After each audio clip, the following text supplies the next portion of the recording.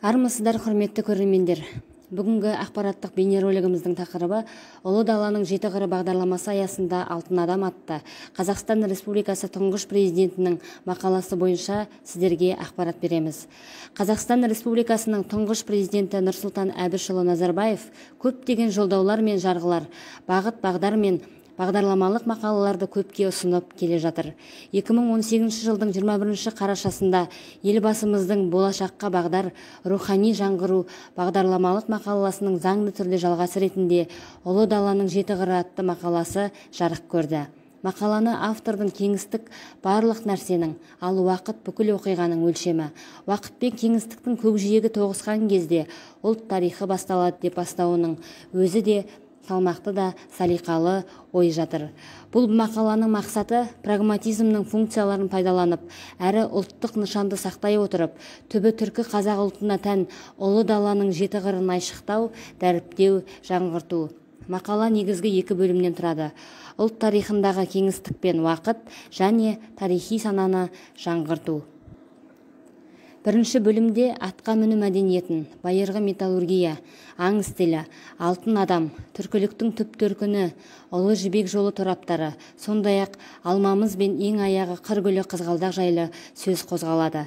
Екінші бөлімде архив 2025, ұлы даланың ұлы есімдері, түркі әлемінің генезисі, ұлы даланың ежелгі өнері және технологиялар музейі, дала фольклоры мен музыкасының мың жылы, тарихтың кино өнері мен телевизиядағы көрінісі тақырыптарынан тұрады.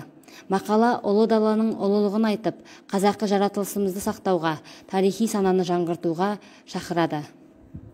Тарих біздің істеріміздің өткенінің куәсі, қазіргіміздің үлгісі мен өнегесі, ал болашағымыздың асыл қазынасы. Ұлы даланың жеті қыры ұлттық сананың дамып, ұлттық ерекшеліктерді сақтап қалуға бағыт-бағдар береді. Бағдарлама ұлттың тарихы мен мәдениетін, құндылықтарын жас ұрпақтың санасына сіңіру керектігін анық байқатады.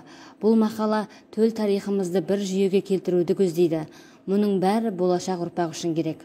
Бұл ретте өскелең ұрпақтың тарихқа қанығып өсуі маңызды болмақ. Есік алтын адамы. 1970 жылдарының басында Есік Қорғанында Сақтар тайпасының жас көсемінің зираты табылды. Дәлірек айтқанда, Алматы облысы Есік қаласының солтүстігіндегі Есік өзенінің сол жақ жағалауындағы темір дәуірінен сақталған сақ обасынан табылған алтын киімді сақ жауынгерінің мүрдесі. 1969 жылы 1970 жылдары археолог Ақышев ойлап тапқан. Алтын адам сипаттамасы. Алтын адам киімі 4000-ға жуық алатын әшекейлермен безендірілген. Әшекейлер барыс, бұлан, таутеке, арқар, ат, түрлі құс бейнелерін беретін хайуанат нақышында жасалған. Бас сүйектің сол жағынан жақұт тастармен әшекеленген алтын сырға табылды. Бас киімі кейінгі қазақ киімі үлгілеріне ұқсас биік, шошақ төбелі, ұзындығы 70 см шамасында.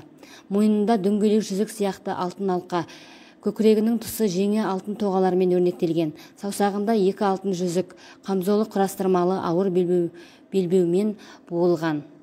Белбеуге аңға ұқсас бейнелер 16 тоға жапсырылған.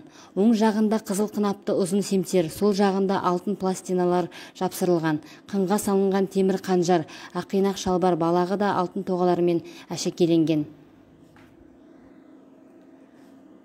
Алтын адамның жетісу жерін мекендеген сақтардың көрнекті елбасының ұлы немесе жас көсем әскербасы екенін айқын көрсетеді. Көне дәуірдегі материалдық мәдениет, өнер, мифология, тағы да басқа салаларда мол дерек беретін алтын адам сол кездегі сақтарда мемлекеттік өркениет ертеден қалыптасқанын дәлелдейді. Алтын адам Қазақстанның азаттық символына айналды.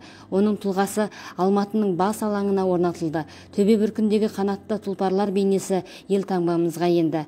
Ақпараттық сағатымызды Мұқағали Мақатаевтың «Алтын адам» өлеңімен түйіндейік. Алтын адам, адам жоқ, алтын қалған жарқыраған. Білмейміз, саудагер ме, қол басыма, сараң ба алтын үшін қалтыраған. Сары алтынның белгілі нарқымаған, қайда бірақ алтыннан артық адам. Кім болды екен, алтынмен аптайтындай, алтын жиған шонжар ма, жатпай тұрмай. Кімде болсаң, ей пенде, күн кештің ғой, ажал келсе алтынның сақтайтындай, алтын табыт ішінде жатпайтындай, шежіремді ұрлапты, зулапты күн, ғасырлардың бір ызың тыңдап тұрмын. Алтын адам шынымен қазақ болса, білген екен құнының қымбаттығын. Осымен ақпараттық бейнеролигімізді аяқталды. Көңіл қойып тыңдағандарыңызға көптен көп рахмет. Аман, сау болыңыздар.